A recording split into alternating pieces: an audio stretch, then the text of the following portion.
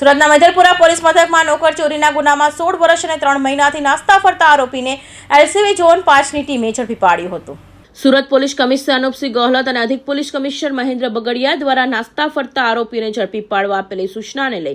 નાયબ police commissioner Lakhdhirsinh ઝાલાની LCB સ્કોરની ટીમે બાતમીના આધારે મેધરપુરા પોલીસ મથકમાં 16 વર્ષ અને 3 મહિનાથી નોકર ચોરીના ગુનામાં નાસ્તા ફરતા પીસી કલમ 70 મુજબ વોરંટના રાજસ્થાનથી આરોપી સોહનલાલ ઠાકર રામ બિશ્નોઈને મહેસાણા પાલનપુર હાઈવે પરથી ઝડપી પાડી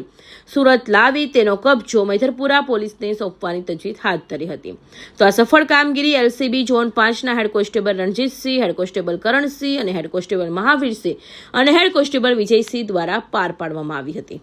મેધરપુરા પોલીસ સ્ટેશન વિસ્તારમાં આવેલ ટેક્સટાઇલ એજન્સીની ઓફિસોમાં ચંદુમલ તેજવાલી નામના વ્યક્તિને ત્યાં ટેક્સટાઇલ ઓફિસમાં આરોપી જે છે સોહનલાલ બિશ્નોઈ તે એકાઉન્ટન્ટ તરીકે નોકરી કરતો અને 2009ની સાલમાં જેટલો પણ રોકડ રકમ અને ચેકના વ્યવહારો હતા તે તમામ મળી આશરે 3,60,000 જેટલી રકમની લઈ અને આરોપી ફરાર થઈ ગયેલ। ત્યારથી આરોપી રાજસ્થાન અને અલગ અલગ રાજ્યોમાં પોતાની રીતે રહેતો આવેલ અને આરોપી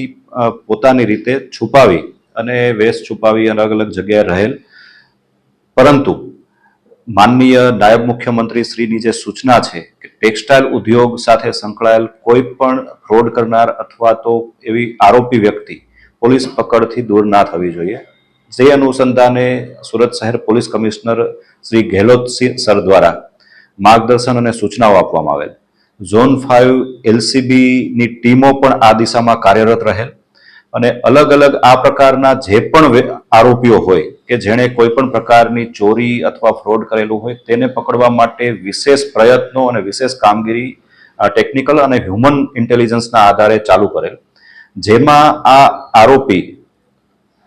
રાજસ્થાન અને મહેસાણા વિસ્તારમાં અવર જવર કરતો હોવાની માહિતી મળેલ।